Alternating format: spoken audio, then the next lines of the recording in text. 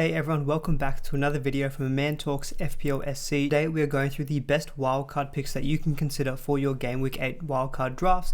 Lots to get through here. We've got budget midfielders, goalkeepers, Man City attackers, so many things that we need to think about for our wildcard. So hopefully you guys enjoy this guide. It could be a bit of a longer video, so definitely grab yourself a drink or a cup of tea, sit back and let's go through who I think are the best picks for Game Week 8 wildcard. As always, if you enjoy the video, really appreciate a thumbs up. Do please consider subscribing to the channel, really helps me out, if you do enjoy the content, but let's get into it. So the theme that's going to go through a lot of the video will be the teams that have got the best fixtures moving forward. So I think it's good to just get a bit of a refresh and see how all the different teams stack up in terms of the fixtures.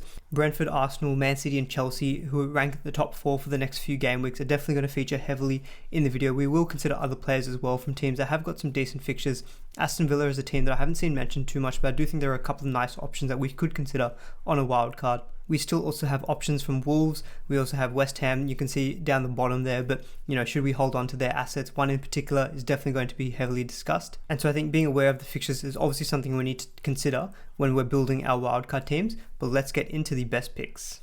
So definitely a position that I am struggling a lot with on my wildcard in terms of who I think could be the best option is the budget midfielder category. If you all agree with me, give a thumbs up on the video because there's so many good options around that £5.5 million price. So I think it's a position that we definitely need to put a lot of thought into.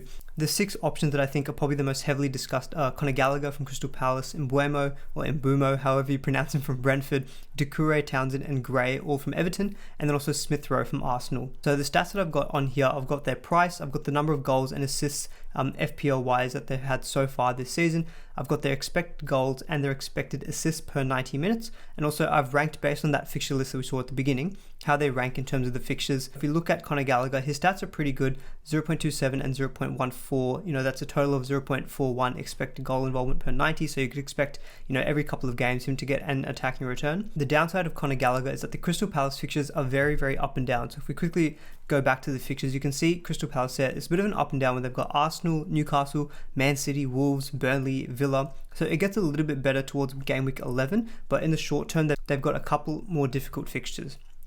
So that's something we need to consider with Conor Gallagher, and he also is not on as many set pieces with the return of Milivojevic. Sorry if I butchered that pronunciation, from Crystal Palace as well, and that definitely does kind of reduce his potential assist threat. So in terms of that fixture rank, it's not the best in comparison to a lot of these players, but I don't think we can forget what he has done so far. If you look at that output, 2 goals and 3 assists already to begin the season. Just a few weeks back, he was definitely being discussed as the best budget midfielder, but we've seen other ones crop up, but he's definitely someone we shouldn't forget about. Mbumo, I think in my opinion, probably is the best option. He's got the best ranking in terms of fixtures. We saw Brentford's fixtures are really, really nice, especially from game week 9 onwards.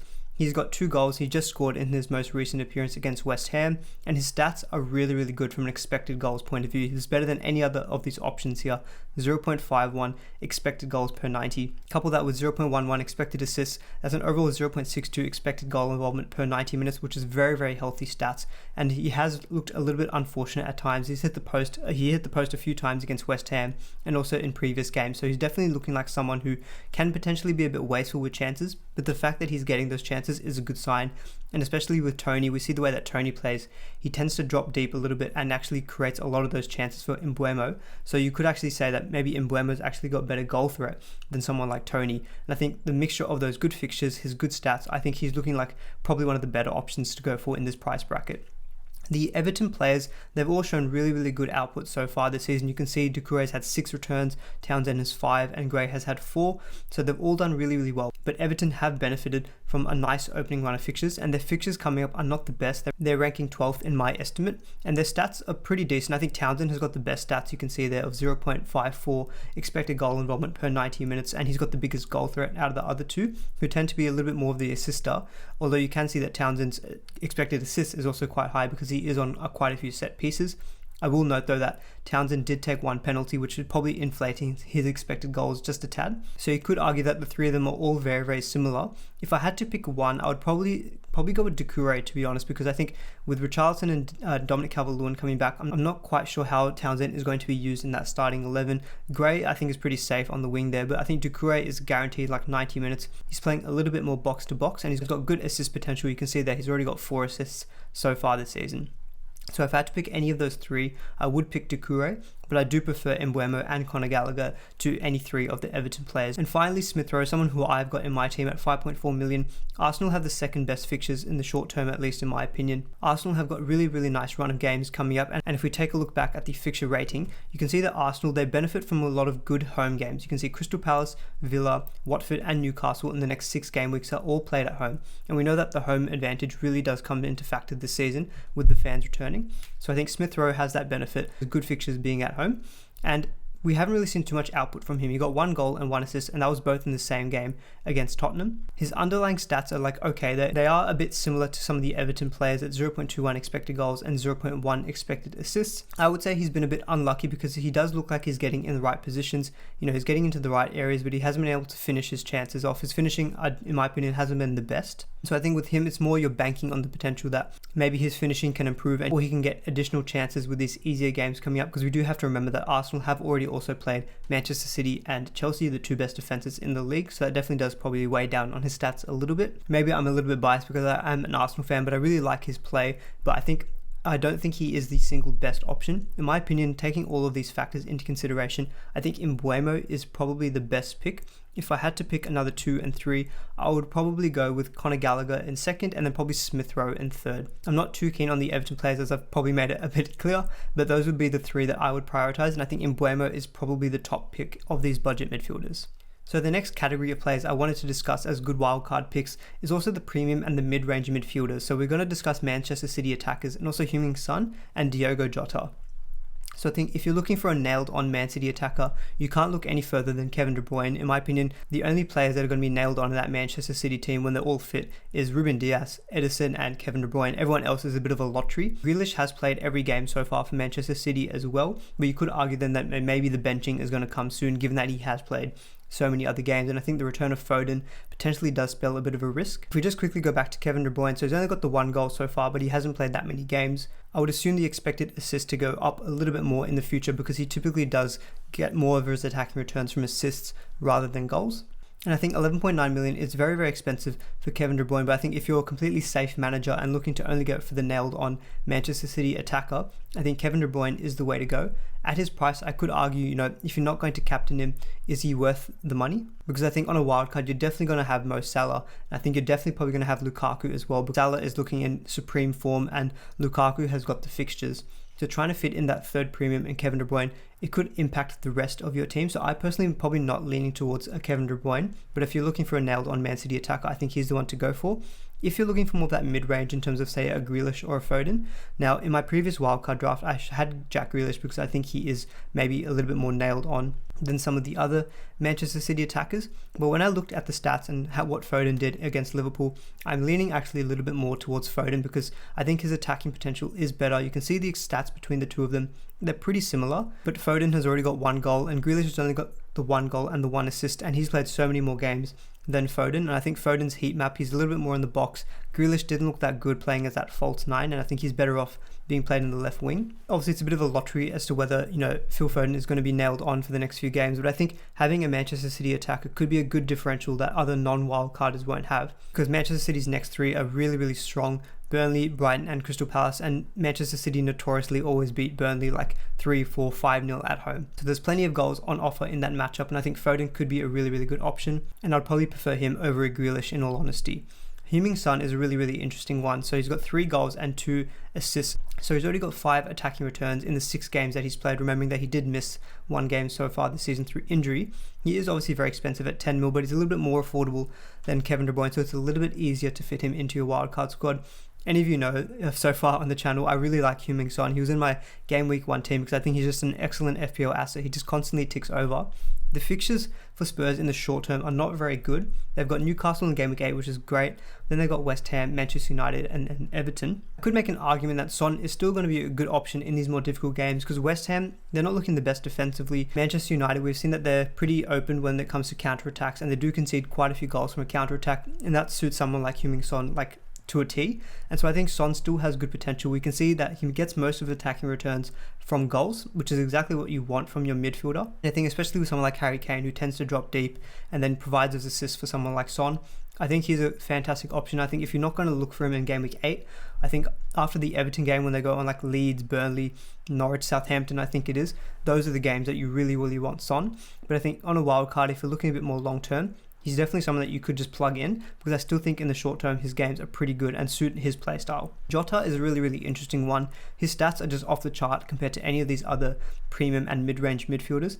The fixtures aren't the best though for Liverpool in the short term. They've got games against Manchester United, Arsenal coming up, and with the threat of Firmino, we just don't know if Jota is going to get enough of these minutes. So that's one thing that we have to take a note of, in that his stats are very good on a per 90-minute basis, but he doesn't often play the full 90 minutes. He normally plays the 60 or 70 minutes, or if he's coming off the bench, around 20 to 30 minutes. I think he's a good option to, maybe I wouldn't necessarily put in my own wildcard team, but I think he's someone definitely to keep in the back of your mind, and especially also when you're building your wildcard squad, having this kind of $8 million midfielder, so you can leave yourself open to potentially going back into a Jota, because if anything happens to Firmino, there is potentially also a risk that players from South America won't make it back in time for Game Week 8 because of the close date of their last game compared to the fixtures coming up in the Game Week 8 weekend. So someone like Jota could still play against Watford, and I think that's obviously a fantastic fixture. So definitely someone to keep in the back of your mind.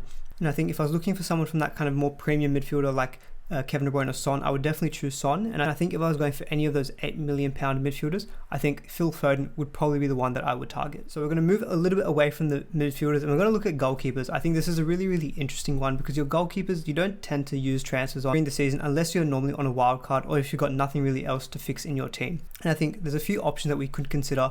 I've only looked at the £4.5 million and then the premium £6 million goalkeepers. I'll make it pretty clear that my preference is always to go for that 4.5 million goalkeeper. I think you just have much better value out of them compared to the likes of an Edison or a Mendy, who are a lot more expensive. And I think Ramsdale, Raya and Sanchez are the best kind of 4.5 million goalkeepers to go for on a wild card. So we can see there that Ramsdale, Raya and Sanchez have all kept 3 clean sheets thus far this season. Raya ranks best in terms of saves per 90 minutes, which I would expect. The way that Brentford play, they're a little bit more open, and they do concede a few more shots than the likes of an Arsenal or a Sanchez.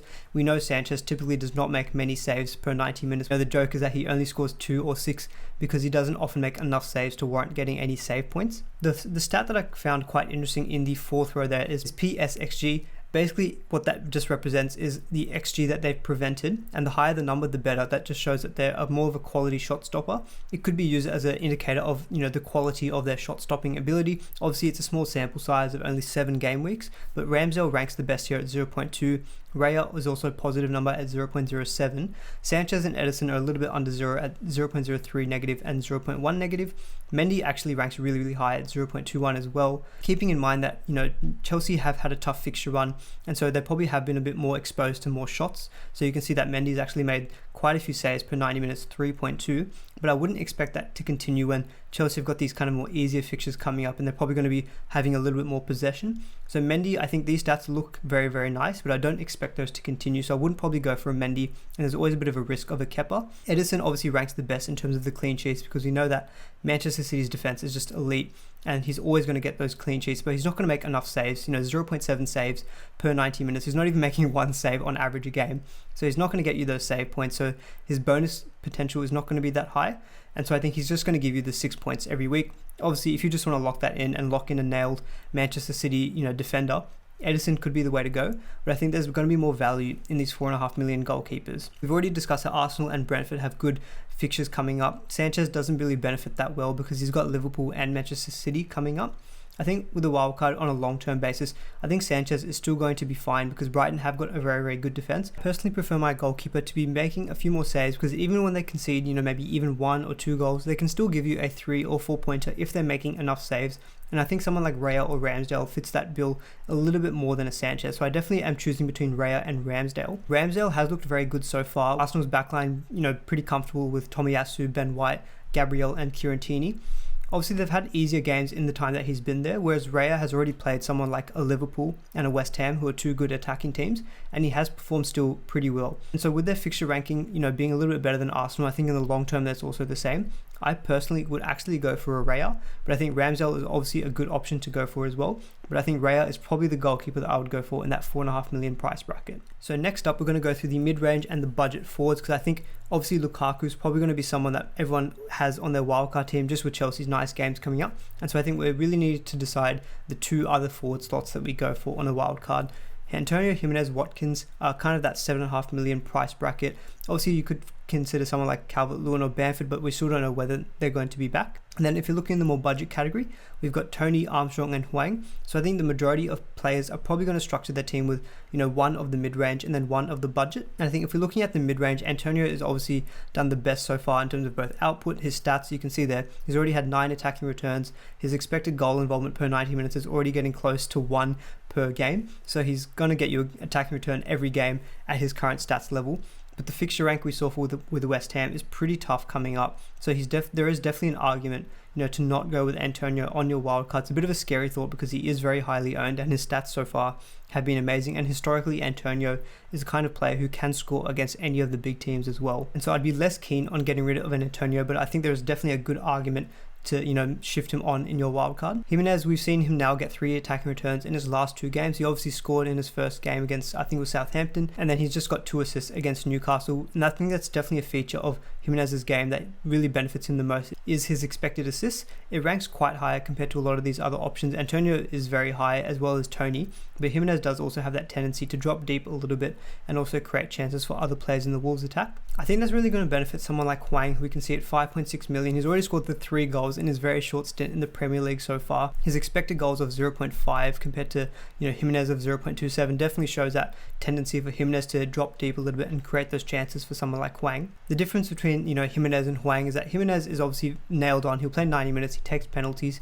Hwang, we just don't quite know what his minutes are going to be moving forward, although I would expect, given the partnership is already looking very good between the pair of them, and Wolves obviously have not been very good in terms of scoring goals. They've had very good XG, but their finishing has been pretty wasteful thus far. I think getting in someone like Hwang, who's obviously shown to be a very good finisher so far, I wouldn't see any reason why he would be taken out of the team anytime soon. So I think Hwang is probably a good risk to take on your wildcard in that budget category. And I think a £2 million saving between Jimenez and Hwang does sway me actually a little bit towards Hwang over Jimenez. And so I don't actually know if I would go for Jimenez on a wildcard draft when I would probably more likely stick with an Antonio. But I think there's also an argument that, West Ham's fixtures get a little bit more tougher in the few games after the next 3. And I think with the Wolves, they get a little bit better in the second half of those 3 as well with games like Norwich. And so I think you could make an argument that, later down the line, if you want to create some additional funds, you could go Antonio down to Hwang in the future. The other 3 options in terms of Watkins, Tony and Armstrong, I think Watkins I've put there. He's only just coming back from his injury, but he looked really good, especially in that game against Chelsea. He's only got the 1 goal so far though, but his stats are very good. 0.49 expected goals per 90, very, very little assist threats thus far as well. Aston Villa have got some decent games coming up. So just going back to the fixture ticker here, we can see they've got Wolves, Arsenal, West Ham, Southampton, Brighton and Crystal Palace. So it's a bit of an up and down fixture run, but I think from an attacking point of view, games like West Ham are going to be okay. Brighton a bit of a solid defense, but Crystal Palace is good. So it's a little bit, again, of an up and down mix. You could probably have better options, but I think Watkins has looked really, really good thus far since his return from injury. But I'm not quite sure if I would go with him instead of an Antonio, and I think even Jimenez is probably a better option than Watkins as well. Finally, Tony and Armstrong. Again, Armstrong has got very good fixtures in the short term. I'm just not quite sure how good Southampton's attack is going to be overall. And I think for 0.3 mil more, I definitely would prefer Tony because I think their fixtures are just long term much better than the likes of a Southampton. And I really trust probably Brentford's attack a little bit more than Southampton. We can see looking at Tony, he's already got the 4 returns compared to Armstrong's 2, although Southampton have had pretty difficult start to the season. Tony has got an amazing assist potential with 0.35 expected assists, couple that with 0.31 expected goals per 90. That's pretty healthy expected goal involvement per 90 minutes. And so I think if Brentford are likely to score goals, it would be safe to assume that Tony is going to be a big factor in that. I definitely prefer Tony in that budget forward category over the likes of an Armstrong, but I think Hwang, if he is able to maintain these stats, is definitely someone we should consider. He could be a good punt on the wild card, but I think Tony's going to be a little bit more safer of an option. So I think my best picks out of the forwards, probably Antonio or Jimenez as your mid-range forward. I probably would likely lean towards Antonio just with the presence of Hwang. And I think for that budget category, Tony and Hwang, in my opinion, are the way to go. Now, I will also add a section on premium defenders, but I won't spend as long on this because I think most people already are familiar with, Chelsea and Manchester City defense being the two best defenses in the league, and they've also got very, very good fixture runs coming up. If I was to double up on either the Chelsea defense or the Manchester City defense, I personally would go for the Manchester City defense. I think their defense is just on a different level to anyone else in the league, even Chelsea themselves. They've already got 5 clean sheets in their first 7 games. The only 2 games they conceded a goal were against Tottenham, and that was 1 shot from Son, and then obviously 2 goals against Liverpool in that cracking match. I would definitely go with Cancelo because he's looking pretty nailed on actually. He's played every game so far. 0.24 expected goal involvement per 90 minutes. If you look at his heat map, he's constantly in the opposition half, playing through balls in for his midfielders, so he's definitely got good attacking threat. And so I really like Cancelo as a Manchester City pick, and then Ruben Dias is completely nailed on for Manchester City, so he's also a very safe option to go for. Of the Chelsea assets, I think Rudiger is also going to be your most safe option to go for. Azpilicueta is a little bit more expensive at 6 mil, but he does have some more attacking threat if he especially plays at the right wing back position. You can see there his expected goal involvement per 90 minutes is actually very similar to Cancelo, but I don't know if that's going to be maintained if he shifts back to a right centre back position. And then Trent, I've got here, he's probably the standout premium defender to go for, but obviously it really depends on his health status and if he's back for game week 8. If he is back for game week 8, he 100% would be the best premium defender to go for. If he's not back for game week 8, I think there's definitely an argument to go without him up until around game week 13, because Liverpool have games against the likes of Arsenal, Manchester United, Brighton. Not the easiest games for an attacker. Obviously the defense can still keep some clean sheets, but I think if Trent is healthy and ready for Watford, that 0.59 expected goal involvement per 90 minutes is better than any other defender by far. So he 100% is the best option to go for. And so I think in terms of your wildcard structure, I'm actually leaning a little bit more to going 3 of these options compared to 4, just because I think with people like Son, Foden, I think they're a little bit easier to fit in if you're going 3 at the back instead of 4 at the back. And so I think if I were to pick 3, I would probably go for Trent, Cancelo, and then for Rudiger. And finally, to fill out the rest of our squad, we have to look at the budget defenders, and I think this is also what's leaning me towards going maybe the 3 premium defenders and the 2 budget defenders, because I think there are some good very budget defenders who will play every game and can also provide some good cover from the bench if any of your other players get rotated or miss out completely. So again, I've got an Aston Villa defender here in Matty Cash, because I think playing in that wing-back position when, Aston Villa are playing this 3-5-2, he's looked very attacking. He obviously has scored a goal already. 3 clean sheets, pretty solid return in terms of defensive numbers for Aston Villa. Expected goal involvement per 90 minutes, apart from that 1 goal, isn't too high at 0.09. We can see that Tierney is definitely the most attacking. Him and Livramento actually both playing as fullbacks for their teams. 0.15 for the pair of them. I think I probably would prefer Tierney over Matty Cash, because I think, as we discussed before with Ramsdale, Arsenal's defense has looked really, really good since they've had all 4 of their key defenders and also putting in Ramsdale in goal. So I do prefer Tierney over Cash for that 0.2 mil saving, and I think he is a little bit more attacking as well compared to Matty Cash. Ben White from Arsenal, if you want to cover the Arsenal defense with your bench, obviously he's a very nailed on defender. He won't really possess much attacking threat, 0.02 expected goal involvement per 90 is nothing to write home about, but he will offer that security, and I think he's at a good cheap price of 4.4 million. Definitely someone that you can easily bench. Duffy, I'm not quite sure how long he's going to remain in the team. Obviously he's looked really, really good for Brighton so far, and I think Potter has been pretty positive in his comments about him. My only potential worry is that, with Lamptey coming back into the team eventually, I think Lamptey would come back into that right wing back spot, and I expect development to come back into right centre back, and then I wonder if that does shift out Duffy. But for the time being, Duffy is looking really, really nailed on. At 4.3 million, he's got amazing attacking threat from set pieces with that 0.09 expected goal involvement for a centre back is very, very good. And we know that Brighton's defence is pretty solid, so say if you weren't going to go for a Sanchez, you could kind of cover the defence with a Duffy on your bench as well.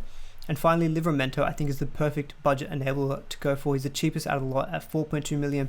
Good attacking threat. He obviously got an assist against Chelsea, winning the penalty for his team. Obviously, he's not going to perform as good on a clean sheet basis, compared to the rest of these other players. But I think at his price, sitting on your bench, Southampton's fixtures are pretty good, so he's going to be very, very good cover on your bench. So he's a very good option, I think, in my opinion.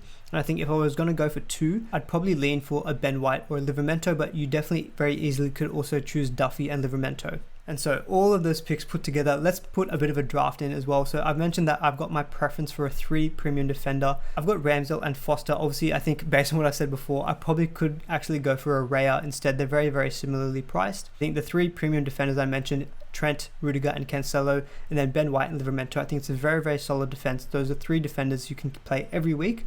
And if there's any ever rotation with Cancelo or Rudiger, you've got very able deputies in Ben White and Livramento. Taking a look at the midfield, we're going with that structure of having, the Salah, the premium, Rafinha, who I didn't talk about at all during this video. I just assumed he's the best option in that 6.5 million price category with Leeds nice games coming up. And we've got that £8 million midfielder in Phil Foden, and then Mbeumo, who I think is the best budget midfielder. And then looking at the forwards, obviously Lukaku's a lock. We've stuck with Antonio for now, but he could be Jimenez. And then we've gone for Tony as the best budget forward to go for. Now this draft has got 1.6 million in the bank, so there's quite a lot of money to play around with. You don't have to spend it. You can leave that money in the bank. It gives yourself flexibility that moving forward, you can actually do some potential moves down the line. So we mentioned that Manchester City's good fixtures for the next three, Burnley, Brighton and Crystal Palace, they kind of tie in with Spurs' more difficult fixtures. And then after that, Son becomes a fantastic option. That 1.6 million in the bank is definitely going to be able to get you from Phil Foden to Son. Obviously you have to create a little bit extra money with another move, but it makes that switch a lot easier. You could also do something similar, Antonio down to a Hwang. That gives you 2 million. That definitely gives you enough budget then to go from a Phil Foden to Son. Or you could potentially, even if you want to go for that premium goalkeeper, to cover the Manchester City defense, because I did advise it's a good defense to double up on, you can afford, Ramsdale up to an Edison. So that 1.6 million in the bank, is very flexible. I personally would be happy just to leave it in the bank as well. And I don't necessarily think that you have to spend all of it in one hit. But that is a wildcard draft of, some of the picks who I think are the best options. My wildcard draft is very, very similar to this as well. I've been tinkering away like mad over the last few days. Next week, we're definitely going to be doing more tinkering, as we need it to fill the time in the international break. So hopefully you guys enjoyed this guide as well and, filled in your time for the international break and gave you a lot of thought about what are the good players to go for. That's it everyone, that is the best wildcard picks in my opinion for your Game Week 8 wildcards. Hopefully you guys enjoyed it. Give it a big thumbs up if you did, it really does help the channel out, and thank you all for your support so far. And definitely do subscribe as well if you want to see more content like this, and I'll see you all in the next video.